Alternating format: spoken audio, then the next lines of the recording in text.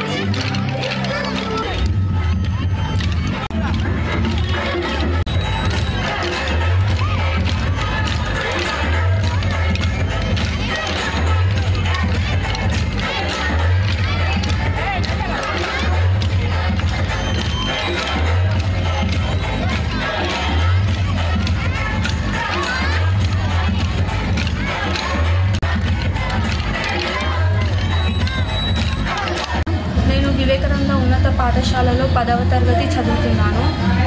ఈరోజు మా పాఠశాలలో శ్రీకృష్ణ జన్మాష్టమి వేడుకలు ఎంతో ఘనంగా జరుపుకుంటున్నాము.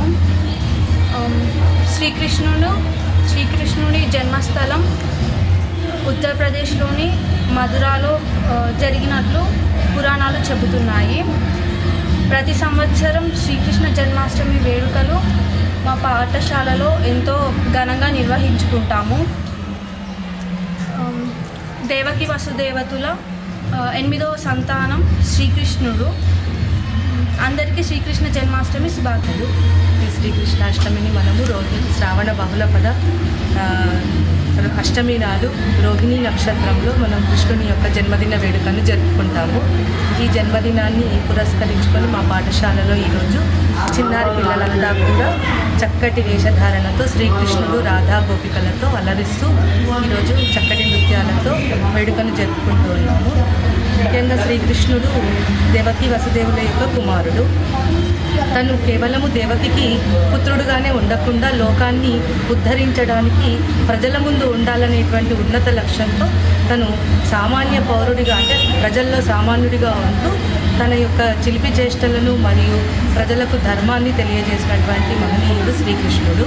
ఆ విధంగా అతను చేసినటువంటి కొన్ని గొప్పని లీలలు చూసుకున్నట్టయితే కనుక శ్రీకృష్ణుడు ద్రౌపది వస్త్రాపరణ సమయంలో శ్రీకృష్ణుడు ద్రౌపదికి నమ్మింది కాబట్టి ఆమెను అక్కడి నుంచి తను కాపాడగలిగాడు. అదేవిధంగా గోవర్ధనగిరిని ఎత్తి లోకానికి ధర్మాన్ని తెలియజేశాడు. అంతేకాకుండా యమునా నదిలో ఉన్నటువంటి కాళింగుని యొక్క మురికిని